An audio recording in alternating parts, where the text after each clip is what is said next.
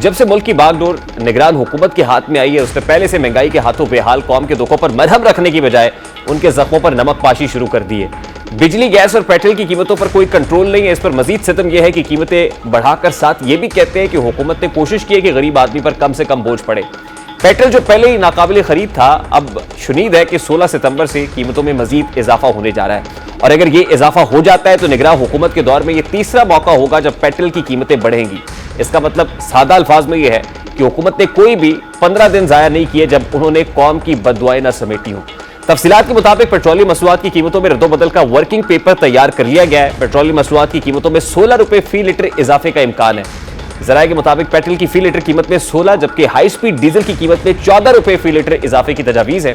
मिट्टी के तेल की कीमत में 9 रुपए ऐलान हो रहा है और फिर 4.5 रुपए का इजाफा भी मुतवक्के है। पेट्रोल की एक्स रिफाइनरी कीमत में 13.5 रुपए इजाफा मुतवक्के है, जिसके बाद पेट्रोल की एक्स रिफाइनरी कीमत 228 रुपए 59 पैसे से बढ़ाकर 242 रुपए 10 पैसे तक पहुंच जाएगी, जबकि डीजल की एक्स रिफाइनरी कीमत में 13 रुपए फी लीटर तक इजाफा मुतवक्के और पेट्रोल पर लीवी में 5 रुपए फी लीटर और डीजल पर भी लेवी में इजाफे का इम्कान है। इन टैक्सेस से IMF के लिए इजाफी रेवेन्यू इकट्ठा किया जाएगा। के मुताबिक ओगरा वर्किंग पेपर को हतमी समरी की सूरत में कल पेट्रोलियम डिवीजन को भिजवाएगा और वजीर आजम के सवाबदीदी इख्तियारात के तहत कीमतों को बरकरार रखने का इख्तियार भी मौजूद है। लेकिन अब देखना यह है कि caretaker prime minister this point in time कीमतों को बरकरार रखते हैं या जो तजावीज़ उनके सामने पेश की जाती है मनोअन उन तजावीज़ को कबूल कर लेते हैं। कोई जितनी मर्जी जहानत झाड़ ले, इस बात में कोई शक नहीं है कि आम आदमी की मईशत का पहिया बिजली, गैस और पेट्रोल के गिर्द ही घूम रहा है। आज आप किसी मार्केट में चले जाएं, किसी चाय वाले के पास खड़े हो जाएं या किसी भी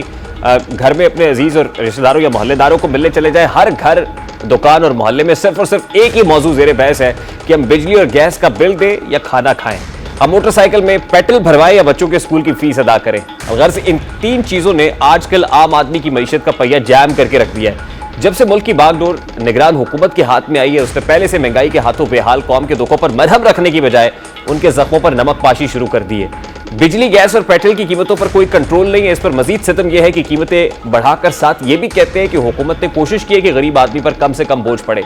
पेट्रोल जो पहले ही नाकाबिल खरीद था, अब शुनीद है कि 16 सितंबर से कीमतों में मजीद इजाफा होने जा रहा है। और अगर ये इजाफा हो जाता है तो निगरान हुकूमत के दौर में ये तीसरा मौका होगा जब पेट्रोल की कीमतें बढ़ेंगी।